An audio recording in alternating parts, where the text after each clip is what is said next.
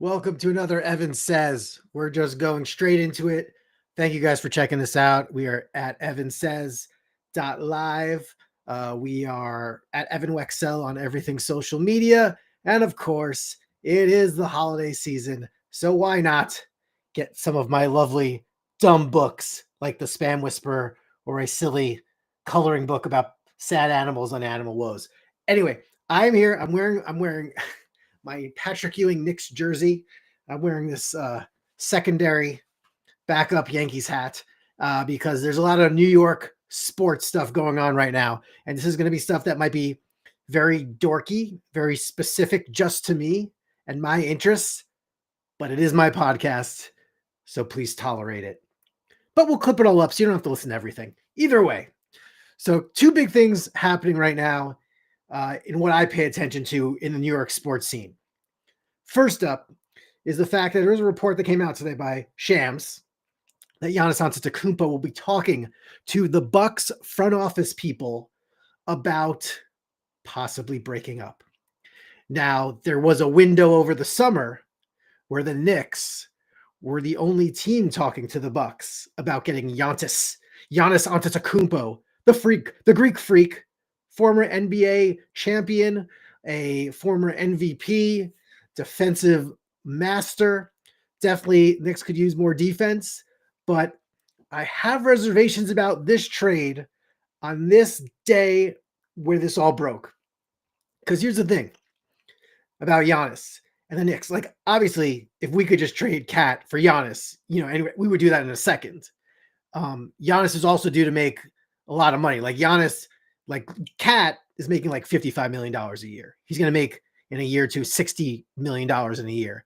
Giannis is about to be able to sign an extension in a couple years. He'll get like $68 million a year. So this is one player tying up a lot of cap space. And the Knicks, between Brunson and Bridges, have been willing to take less than the max for the good of the team. Don't know if Giannis would be willing to do something like that. But if there was ever a missing piece to be like, okay, they're going to the championship, this is the trade. But of course, the question is, what do you give up? Giannis for Cat would be great. Throwing some draft picks, great. But that's not going to be enough. Other teams out there have more. But Giannis may only want to come to New York. But the question is, the other pieces and names that have been thrown around have been Mikal Bridges and OG Anunoby.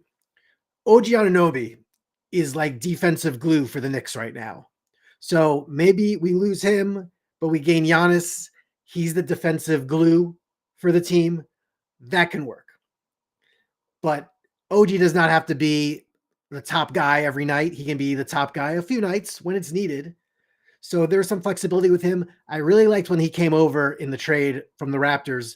He was very good in plus minus.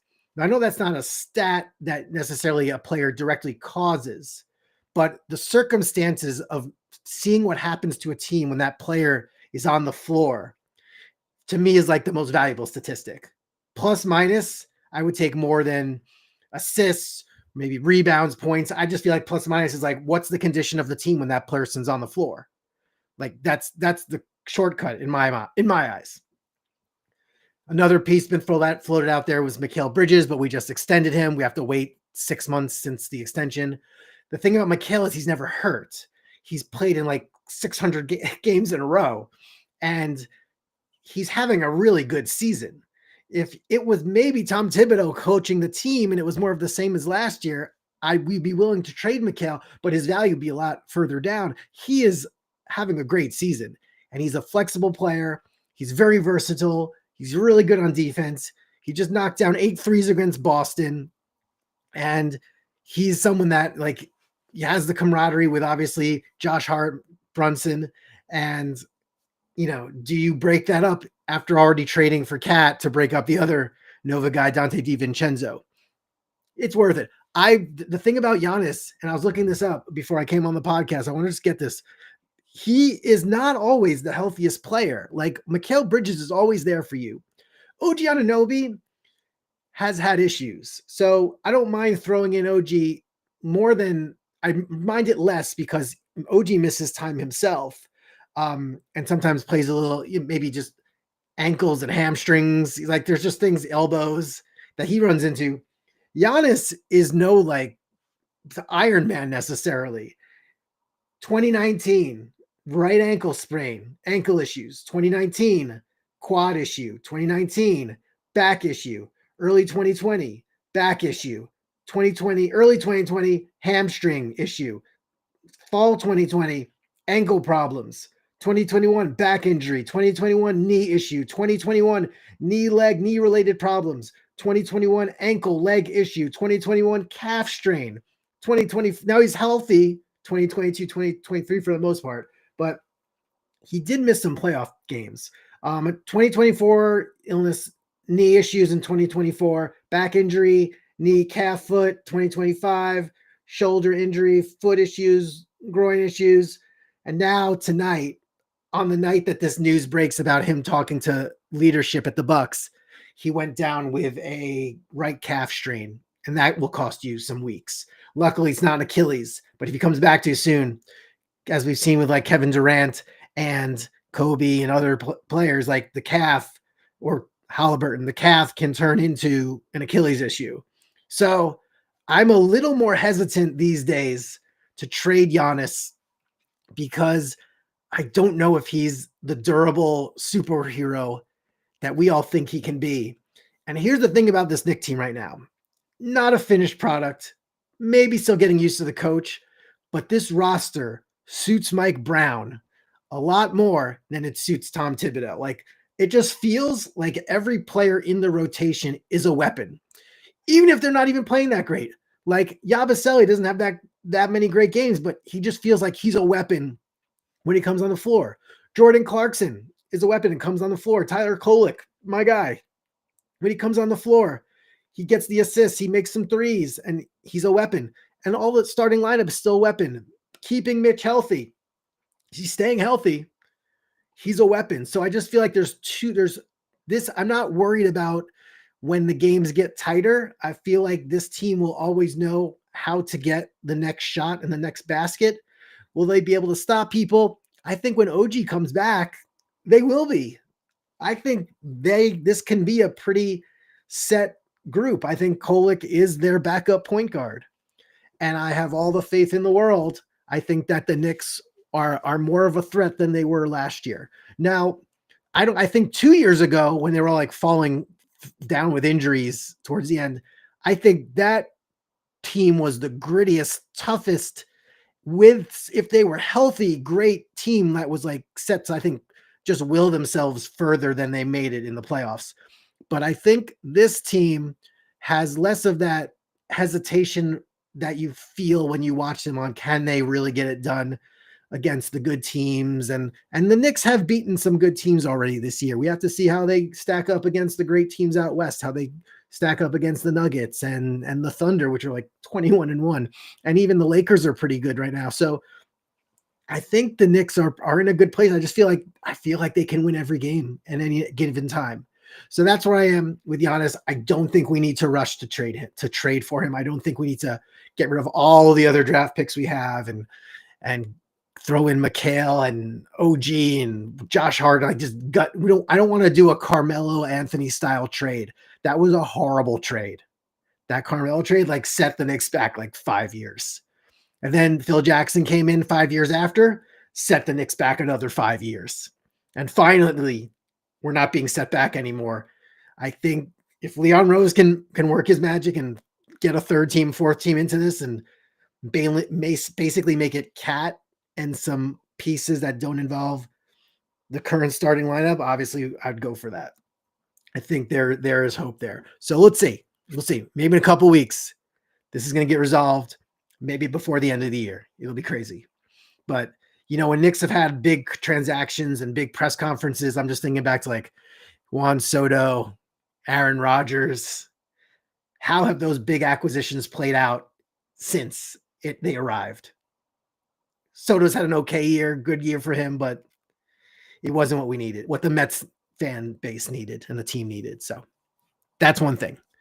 On the same vein, in the same vein as talking about the Knicks, in my Knicks jersey, a lot of reasons why I'm doing this is obviously because of my affinity for Mike Francesa and the station he comes from, WFAN 660 AM Sports Talk Radio is my main connection back home to New York and Long Island, and hearing those programs every day is what keeps me connected. And then word came out yesterday that Craig Carton, who first was at the station with Boomer Esiason as the morning team, Boomer and Carton, who was then teamed up years later after being in jail and coming out of jail for gambling, compulsive gambling behavior, we'll call it. And he got out of jail earlier, and then he joined Afternoon Drive and is a compelling figure and joined Evan Roberts and Carton and Roberts, #1 show.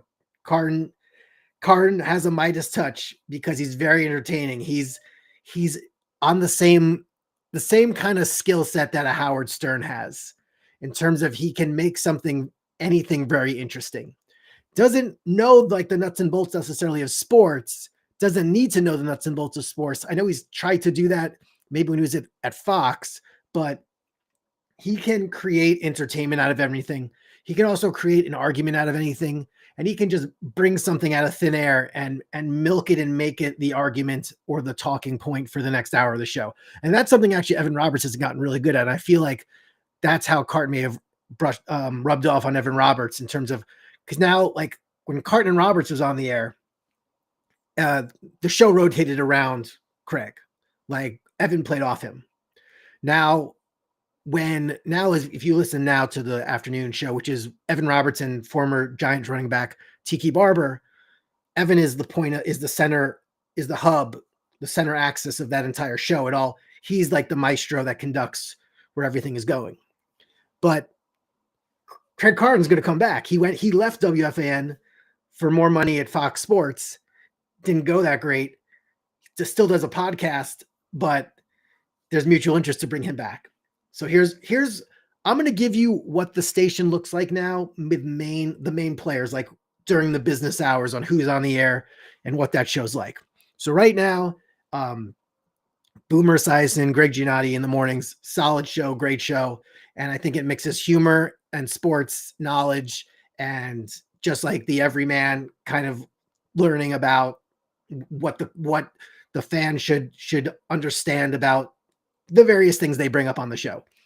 Boomer and Gio is the best show right now on that station. Now, I went to a summer kickoff event, and they had all the shows brought in their own crowds. The Boomer and Gio show had the biggest crowd of anything during the day. The show that followed Boomer and Gio, the current midday show, which is Brandon Tierney and Licata, which haven't been together that long. They've been together maybe a year and a half. They had like that place emptied out right before they took the stage. So it's like, have you ever seen like a group of bands play during the night, and then like you see all the people that came to see that band play? Now that band got off the stage, there's like, okay, I guess no, this team did not bring much to the stage. And you know, the station could know this from looking at the ratings. But Brandon Tierney, I've loved Brandon Tierney for like 20 years. Like I thought he's so passionate, and he's hard-nosed. My teams line up with his teams: Jets, Rangers, Knicks, Yankees. But he cares, and he feels, you could feel the frustration with him, and he's not too ridiculous. Like he's hard-nosed and he's solid. And Licata, like he came up the ranks as a producer and for the station, and then he had his own show. He bounces around various New York sports entities on TV and radio, and he's great. I mean, the thing I have attention on with Sal is like he can always he kind of like goes the way of the wind. Like bad game, he'll be against that team. Good game, he'll think that team can go to the top of the mountain. And a lot of sports fans are like that, where they're just like, it's just recency bias. What have you done for me lately? From listening to their show, which I haven't gone out of my way to listen to that much, but I know that, yes, they get along and they like talking sports. It just seems like they don't blend. I mean, yes, they both are bald white guys, and they kind of look like you can mix them up easily to the casual viewer, but I feel like they can each easily do like their own solo show. I think Brandon Tierney has always been good with someone. Whoever he's been with has been great. Like I think Tierney Tiki and Tierney was a great show when they were the midday, and they were on CBS Sports Network. Good chemistry there because, Brandon Tierney's genuinely interested in like what athletes have to say, and he was generally interested in Tiki. And I think Tiki appreciated that and blended well and bounced off of Brandon. Now, the afternoon show right now, which is Evan Roberts, Tiki Barber. I feel like Tiki's there is like he's nice. He's a nice guy to get to be around. Evan and Sean Morash, Tommy Lugauer, like they're nice. He's a calming presence on the show. He's like the straight man, always smiling, knows his ins and outs, especially with football, of course. But I don't, it feels like he's kind of sitting back. He can be a little more passive on that show because it's like Evan could carry a show on his own. Evan can carry a show with, old people, young people, athletes. He can do it all. Evan's probably the most capable personality at the whole station. Like he is the most important voice at the station. And it sounds like with Craig Carton coming back and, and just Sean Morash is kind of like like the third man on that show and part, behind the scenes and Tommy is the producer but Tommy likes to put himself over a lot and claim he's the future. And I don't know. We'll see. That makes him good to have that confidence. It's good that, Evan and Tommy have you can tell that they have the wrestling fandom among them, but sometimes, if you're too much in it for yourself and not in it for the teams and the listeners and the greater good of not being more about the team, I think you gotta share a little. You can't, that's more about like having your own podcast, make it all about you. But on the station, I feel like you got to be a little more generous to the other people around you. But that's just me picking, drawing straw. What is it? Looking for needles, fishing for something rare. Anyway, there's Evan Roberts and Tiki are going to move to the midday. And I guess Craig Carton might join Chris McMonagle, who does overnights, who used to be a producer for the Carton and Roberts show. And I think Craig chose him. And I think Craig will probably get to choose who compliments him. Like he wouldn't blend with a guy like Brandon Tierney because Brandon's a little more no nonsense. And while he's very experienced and would break things down well, like I don't think he would be amused by Craig because I think the entertainment takes you almost out of the moment of being like, oh, my team, why are they so bad? Or they got to win this tonight. I'm so nervous. Like Craig could have it or not have it. Craig's good at holding a megaphone up to his mouth and just shouting what he's got to shout. So you need someone who bounces off of him like that. This obviously leaves Brandon and Sal out in the cold, but at the same time, there is you have Keith McPherson, who I thought was going to be the future of the station, and he left because of probably scheduling. So evenings would be open, overnights would be open. There's always shifting at WFAN every few years, and that's natural. I think it's just natural for the radio business. I really just hope that everything gets settled. Hope everyone lands on their feet. It's a great station. It's miles above ESPN New York. I feel like when you listen to ESPN New York, it's like listening to academia and people trying to sound like they know the most or they're the smartest one in the room. And I like that when you listen to WFAN, it's like these are basically fans that are so good at talking about sports, we're just going to put them on the radio. And I think that's what you want in a radio station. You want relatability, and that's why WFAN is the great station that it is today. And I mean, I owe so much to that station. I mean, Mike brought me on there to play my song about him in front of him on the air twice. So it's a great station. And, shakeups always get people talking, especially in the sports media world, and especially in New York, where it's the capital of all media is New York City and the tri-state area. So we have a lot to talk about, I guess, over the next few months when Craig Carton comes back. I'm sure that'll be entertaining. And then we're going to have a lot of shifting positions. And I think it works well. I was thinking like, man, why does Evan Roberts going to take a demotion out of this? But they were just mentioning, and he was just mentioning when they were talking about to Chris McMonagle actually on the air, like, would you want to take the evening spot or the overnight spot? And then Evan mentioned how he didn't like the afternoon drive so much because there'd be a lot of times you'd miss a game or get to a game late. And when you're a midday host, you can go to those games. So from that perspective, I do think that hopefully that works well for Evan Roberts, but I think he's a guy that is so capable and cares about not just he's passionate about his teams, but he's also passionate and cares about the teams he doesn't root for. And he also likes to troll the teams that he doesn't like, as he does that with the Knicks all the time. So I think it's a good realignment. I think the midday show was not a finished product, but it's still a good listen if you want to listen to two people shout about what's going on with the local teams. It's great. But it should be a lot. It should be a lot of fun. It should be a lot of fun the next few weeks on what happens with the WFAN and as well as what happens with the Knicks and Giannis. I'm kind of hoping that we don't get Giannis. If we get Giannis, I hope it works out. I just don't want to gut the team. The team has so many weapons. Every player is a weapon on this team.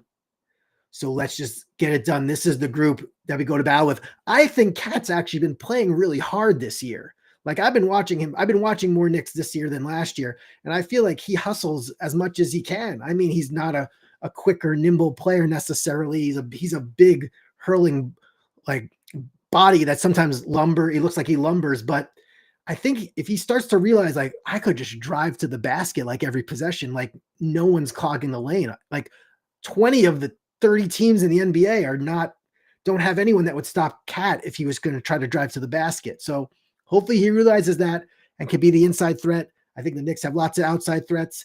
I think Landry Shamet could be coming back soon from his shoulder injury. You got OG coming back soon from the hamstring injury. So I think the Knicks are in a good place. And I just feel like they're not over it. They're going to achieve. If they overachieve, they will be NBA champions. They've been overachieving the last couple of years. If they overachieve this year, we got some good things going on in New York City, and I'd be a happy person. I'd fly back for the parade maybe because I want to get to 1,000,000 miles on Delta. But that's for another podcast. So thank you guys for checking this out. Thanks for letting me yammer about this stuff. I'll clip it up for you guys. Again, go to evansays.live, like, share, subscribe, funnyforevertees.com if you want to get some of my silly t-shirts. And of course, go on Amazon, find my books, just search my name. You'll find some good stuff there. And see you later because I say so. Toodles.